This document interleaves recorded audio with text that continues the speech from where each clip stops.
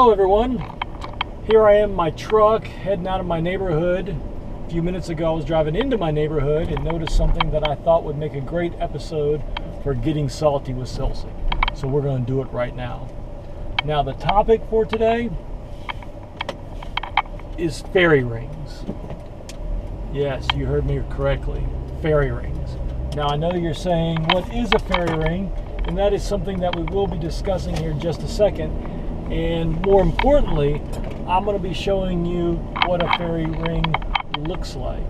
So bear with me for a second as I find the house in our neighborhood that has the fairy ring. I'm coming up on the house right now so we can talk about the fairy ring.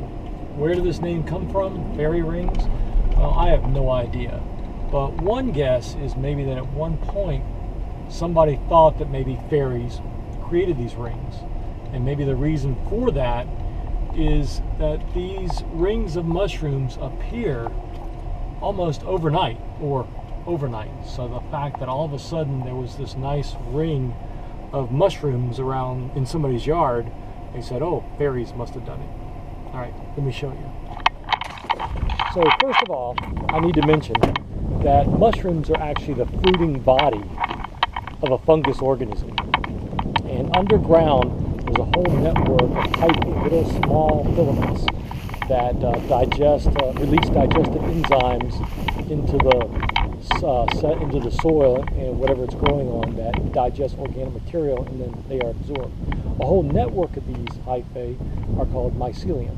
So take a look. Right here, we see a fairy ring. Not a perfect ring, but it is a circular type shape.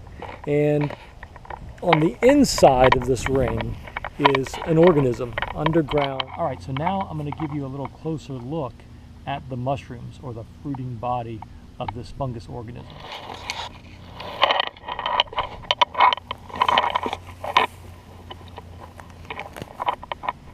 Now, this is where reproduction occurs, but they don't produce seeds and fruit, even though it's called a fruiting body.